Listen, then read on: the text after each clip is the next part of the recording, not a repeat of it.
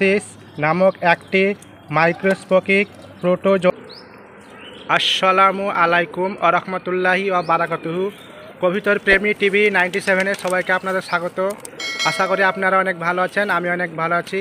তো বন্ধুরা, আপনাদের জন্য আবারও নতুন একটি ভিডিও নিয়ে হাজির হয়ে গেলাম।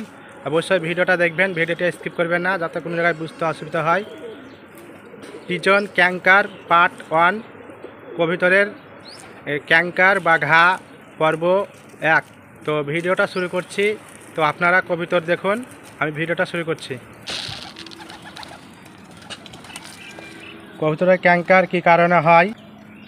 কবিতর ক্যাঙ্কার ট্রাইকোমোনিয়াসিস নামক একটি মাইক্রোস্কোপিক প্রোটোজোয়ান দ্বারা সৃষ্টি হয় এবং সহজেই এক কবিতর থেকে অন্য কবিতরের ছড়িয়ে পড়তে পারে।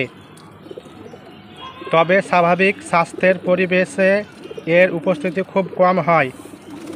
কবুতরের এ রোগ হলে বিভিন্ন উপসর্গ দেখা দিতে পারে।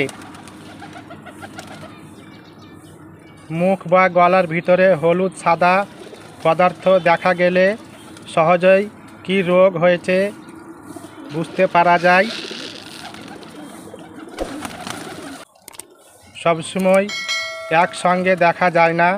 সময় মতো চিকিৎসা না করলে এ রোগ মুখ থেকে পেটের ভিতরে ছড়াতে পারে।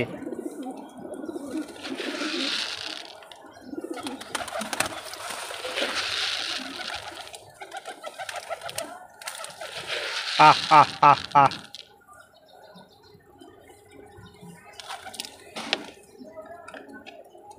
কিভাবে রোগ ছড়ায়?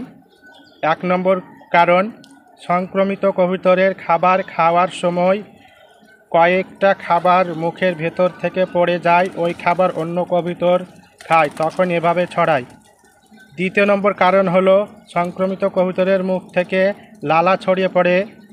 যখন একসঙ্গে সবগুলো কবুতরকে পানি পান করান তখন এভাবে ছড়ায়। তো বন্ধুরা, ভিডিওটা যদি ভালো লেগে থাকে তো লাইক কমেন্ট শেয়ার করবেন। আর যারা যারা এখনও পর্যন্ত আমার ফেসবুক পেজটি ফলো করেননি অবশ্যই ফেসবুক পেজটি ফলো করবেন।